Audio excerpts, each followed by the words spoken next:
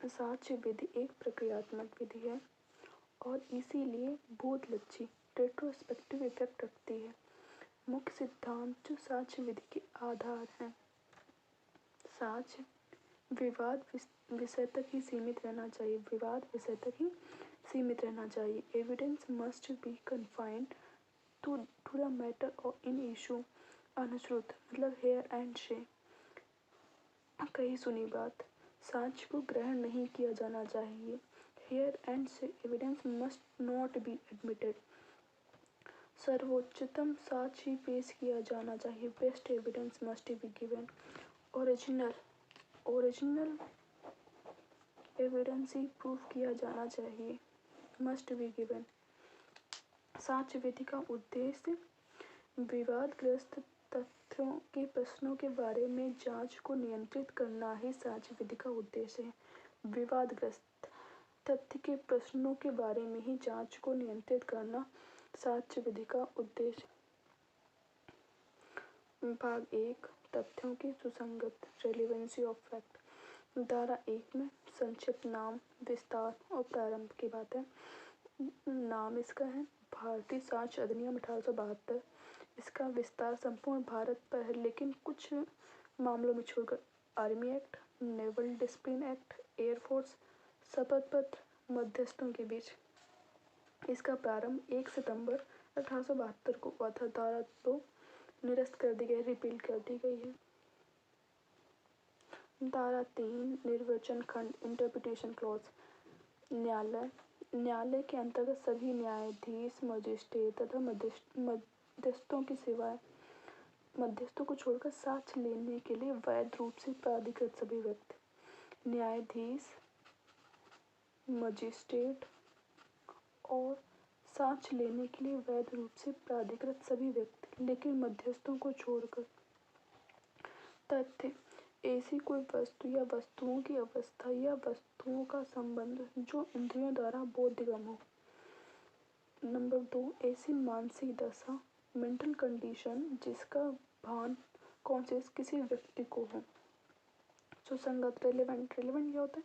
एक तथ्य दूसरे तथ्य से सुसंगत तब कहा जाता है जबकि तथ्यों की सुसंगत के संबंध में इस अधिनियम के उपबंधों में निर्दिष्ट प्रकारों में से किसी भी प्रकार से वह तथ्य दूसरे तथ्य से कनेक्ट हो। विवाद तथ्य, फैक्ट इन इशू, तनकीह तलब, ऐसा कोई तथ्य जिसे अकेले ही बाय इटसेल्फ या अन्य तथ्यों के संबंध में in the connection with other fact किसी ऐसे अधिकार, दायित्व या निर्योग्यता के जिसका किसी वाद या कार्यवाही में प्रख्यान, असर्ट या प्रख्यानन डिनाइड किया गया हो। दस्तावेज किसी पदार्थ पर अक्षरों, अंकों या चिन्हों के साधन द्वारा या उनमें से किसी एक से अधिक साधनों द्वारा अभिव्यक्त या वर्णित किया गया है। साक्ष्य वे सभी कथन जिसके जांचाधीन तथ्य के विषयों के संबंध में न्यायालय अपने साक्षियों द्वारा किए जाने की अनुज्ञा देता है या अपेक्षा करता है। ऐसे कथन मौखिक साक्ष्य ओरल एविडेंस कहलाते हैं। नंबर 2 न्यायालय के निरीक्षण में पेश किए गए दस्तावेज साक्ष्य कहलाते हैं। साबित हुआ, प्रमाणित, प्रूफ्ड क्या है? कोई तथ्य साबित हुआ कहा जाता है जब न्यायालय अपने समक्ष विषयों पर विचारण करने के पश्चात यह विश्वास करे कि उसका अस्तित्व है या उसके अस्तित्व को इतना अतिसंभव समझे कि उस विशिष्ट मामले की परिस्थितियों में किसी प्रज्ञावान व्यक्ति को इस अनुमान पर कार्य करना चाहिए कि उस तथ्य का अस्तित्व नहीं है। कोर्ट न्यायालय अपने समक्ष विचारण करने पर, अपने ट्रायल में विचारण करने के पश्चात विश्वास कर ले कि उस फैक्ट का अस्तित्व है या कोई प्रज्ञावान व्यक्ति इस अनुमान पर क्या कार्य करे कि उसका अस्तित्व नहीं है। ना साबित, जब ये जस्ट उस प्रूफ का उल्टा है। ना साबित, यह कोर्ट विचारण करने के पश्चात या तो विश्वास कर ले कि उसका अस्तित्व नहीं है या इतना अतिसंभव समझे कि उसे कि उस विशिष्ट मामले में उसका एक्सपर्ट, उस मामले का एक्सपर्ट परिस्थिति में किसी प्रज्ञावान व्यक्ति को इस अनुमान प्रकार करना चाहिए कि उस तथ्य का अस्तित्व नहीं है, तो वह ना साबित हुआ मान लिया जाएगा। साबित नहीं हुआ मतलब संदेह की स्थिति में है। ऐसा कोई फैक्ट जैसे कोर्ट में जिस पार्टी ने पेश किया है वह ना ही प्रूफ कर पाए, ना ही अपोजिट पार्टी उसे डिसप्रूव कर पाई है, तो वह ना साबित नहीं हुआ कहा जाएगा, संदेह की स्थिति में है। इसका केस है नवल किशोर सोमानी वर्सेस पूनम सोमानी। तथ्य दो प्रकार के होते हैं। नंबर एक भौतिक तथ्य। भौतिक तथ्य को बाह्य तथ्य कहा जाता है, मानसिक तथ्य को आंतरिक तथ्य। बाह्य तथ्य या फिर भौतिक तथ्य जो इंद्रियों द्वारा बोधगम्य हो, जैसे चाकू, बंदूक, खून लगा कपड़ा, जिन्हें हम देख सुन छू सकते हैं। लेकिन मानसिक तथ्य जिनका केवल एहसास किया जा सकता है बल्कि इंद्रियों द्वारा बोधगम्य नहीं होते हैं।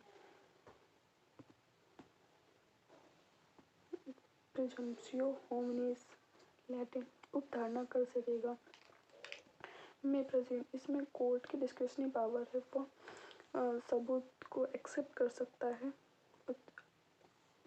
और जब तक और या फिर उसे एक्सेप्ट करने के लिए, उसे साबित करने के लिए और सबूत की मांग कर सकता है। इसमें जहाँ कहीं इस अधिनियम द्वारा यह उपबंधित है कि न्यायालय किसी तथ्य की अवधारणा कर सकेगा, वह न्यायालय ऐसे तथ्य को साबित हुआ मान लेगा। यदि और जब तक उसे ना साबित नहीं किया जाता है या उसे सबूत की मांग कर सकता है, धारणा करेगा।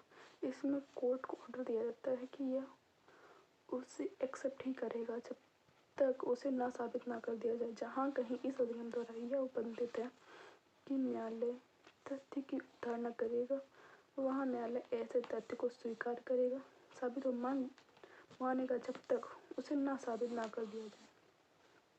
निश्चायक सबूत। जहाँ कहीं इस अधिनियम द्वारा यह उपबंधित है कि एक जो तथ्य है वो किसी अन्य तथ्य का निश्चायक सबूत है, एक फैक्ट का निश्चायक सबूत घोषित किया गया है, वहाँ न्यायालय अगर एक सबूत को स्वीकार कर लेती है तो उसे अगर अदर फैक्ट को भी स्वीकार करना होगा। वहाँ न्यायालय एक तथ्य को साबित हो जाने पर अन्य तथ्य को साबित हुआ मानेगा।